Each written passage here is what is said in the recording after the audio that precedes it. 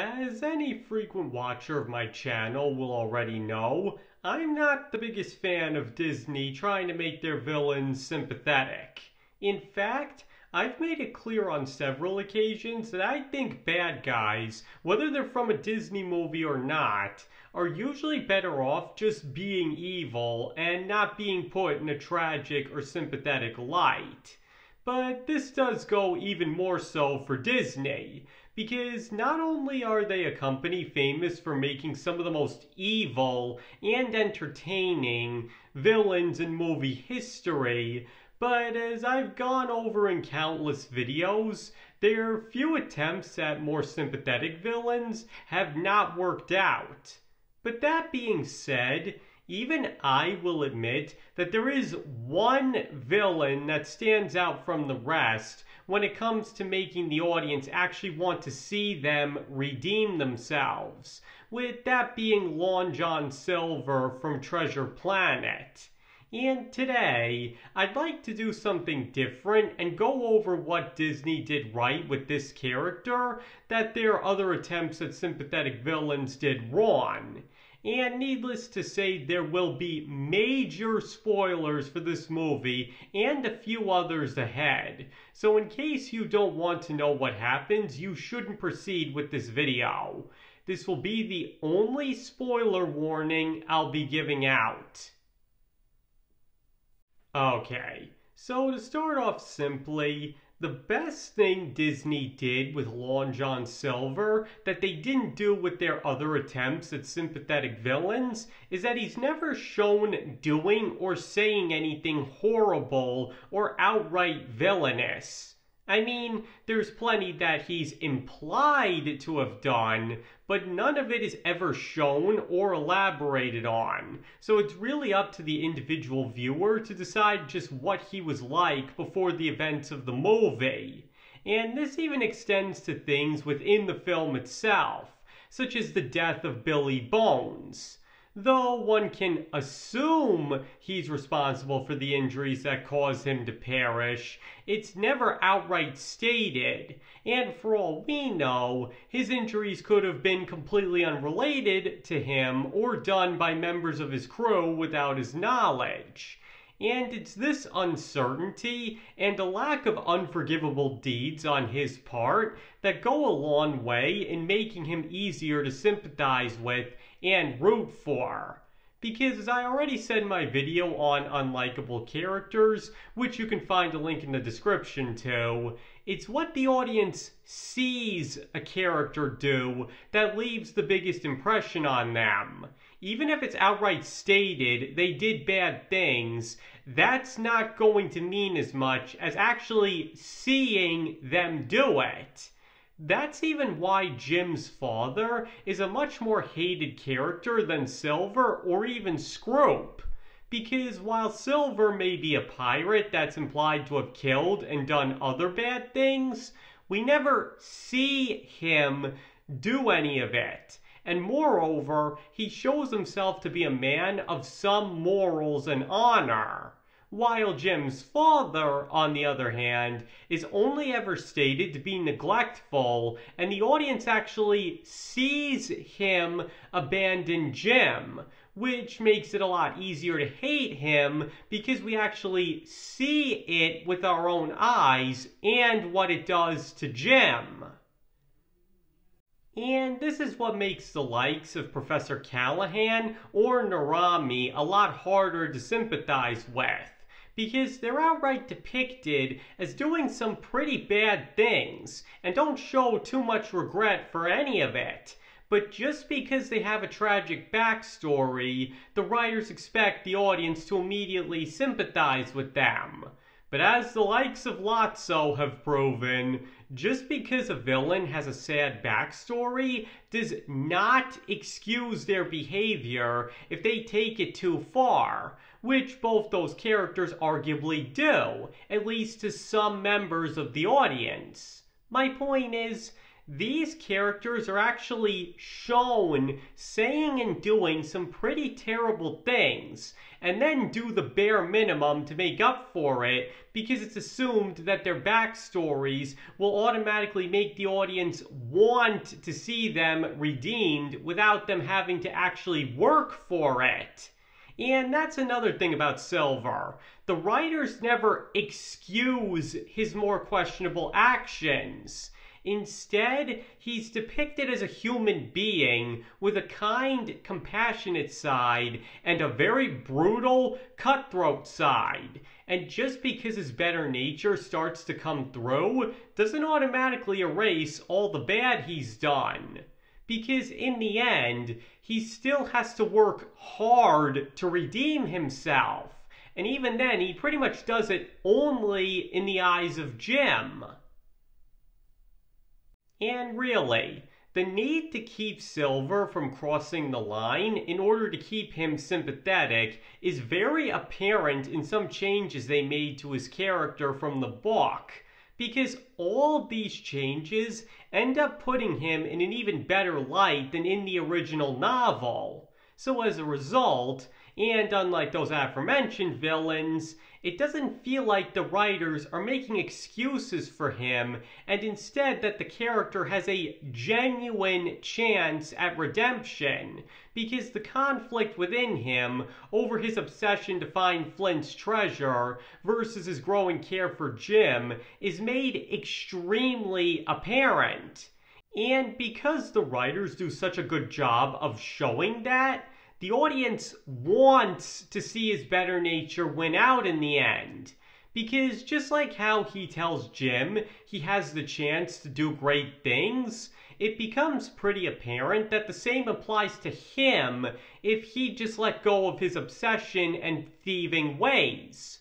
The point is, as I said in my video on Disney villains, which you can also find a link in the description to, the audience hates it when it feels like the writers are making excuses for the villain, or even any other character, which is something that later Disney villains suffer from. In Silver's case, however, not only are his crueler deeds not ignored, but the writers go to a lot of trouble to show that he is still worthy of redemption in spite of them. He may not be a great person at first, but he never feels evil. And the other smart thing they did in this regard was making Scroop infinitely worse than he is. Because as I've also noted in other videos, one of the best ways to make a character sympathetic is to have somebody else be much worse than them by comparison. And Scroop most definitely fills that role, being psychotic, sadistic, an impulsive creep with absolutely no redeeming qualities. I mean, this is a man who nearly kills a teenager for talking back, kills another man when he tells him off for even attempting something so stupid, and openly suggests slaughtering everybody not in on the mutiny. Next to him, Long John Silver looks like a saint, and it's for this reason that most fans agree that Scroop is the true villain of the movie, because he's the one who causes most of the problems. Heck, it's implied that he only takes orders from Silver because he's tough enough to keep him in line, and because he doesn't approve of his more merciful and practical approach, he tries to get the crew to turn on him so he can be the leader and do things his way. Again, with Scroop around, it's impossible not to find Silver sympathetic, because his nicer side is completely genuine, and that's exactly why Scroop is in the movie. What I'm trying to say here is, it's easier for the audience to accept Silver as a sympathetic character because Scroop is there to fill the role of the real villain. And because the movie still has a bad guy, it makes Silver not only look better by comparison, but also frankly keeps the audience from wishing Silver were more out and out evil. To put it simply, stories of the villain redeeming themselves are a lot easier to accept when there's also a real, evil, totally irredeemable bad guy as well. And that's exactly what Scroop is to Silver. And once again, that's what future sympathetic Disney villains lack. There's no character that truly fits the role of the bad guy. It not only reflects even more negatively on their actions, but it also leaves the narrative without a true villain. But with Scroop stepping into that role and becoming a bigger threat as Silver becomes more sympathetic, it allows the movie to flow better because Silver can ultimately redeem himself while still having a classic Disney villain for most of the runtime. But for perhaps the most obvious reason why Long John Silver works so well as a sympathetic villain, there's also his relationship with Jim, which works really well. I mean, at first he only appears to mentor him to keep him from stumbling onto the pirate's secret. But as the movie goes on, he genuinely comes to care for the boy, and in the process becomes the father figure Jim never had. And honestly, that whole aspect to it is particularly impressive on the movie's part. Because here we have a boy who can't cope with his neglectful father abandoning him, even though he has numerous people in his life who care for him and want to set him straight. And of all the people who gets through to him, it's a pirate who probably never held a genuine attachment to anybody in his life. Anybody would think he's the kind of person Jim should be kept away from, not the man who could teach Jim how to put his life back on track. Probably least of all Silver himself. But there are hints, even early on, that he is a nicer man than he appears. Just take a look at the way Silver says, "Didn't your pap ever tell you to pick your fights more carefully?" I mean, at this point, he has no reason at all to care for Jim, and he's still showing concern and trying to help him pretty much just because he thanked him. It all just goes to show that even if he spent most of his life as a brutal pirate, he always had some humanity in him. Even his relationship with Morph also demonstrates that.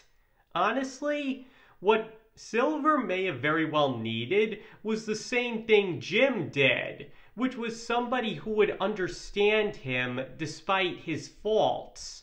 And though his compassion for Jim starts out as a ruse, by the end it blossoms into something genuine. And through that, not only is Silver able to regain his own soul by giving up the thing that drove him to villainy, but save Jim from going down a similar path as well. Seriously, is it any wonder why the audience wants to see Silver redeem himself by the time it's over? Because for a movie that's often thought of as one of Disney's lesser efforts, the characters and their dynamics are done beautifully here. To put it all simply, the reason Long John Silver works as a sympathetic villain is because the writers actually put in the work to make him that way. They don't just slap a tragic backstory or some guilt onto him and call it a day. They actually show why he should be viewed as a character worthy of redemption. Everything from his relationship with Jim, which is what makes up the core of the film, to having Scroop around to make him look all the better and take the burden of being the villain off his shoulders, all serves to make his character one that the audience is actively rooting for rather than against.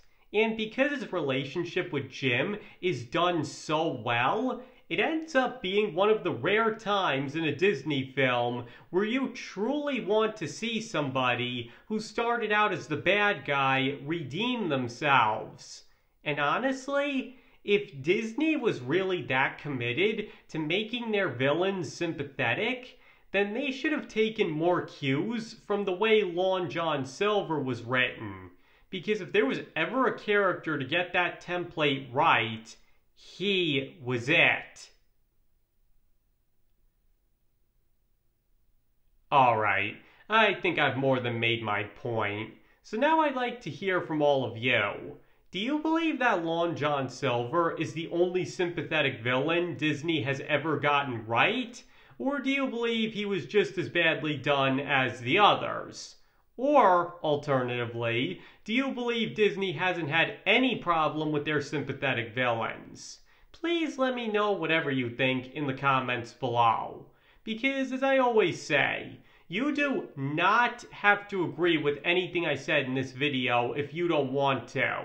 You can feel about this or any other topic we discuss here that you want to, and I nor anybody else can tell you you're wrong. And thank you all for watching. I really appreciate all of it, and I hope to see you all next time.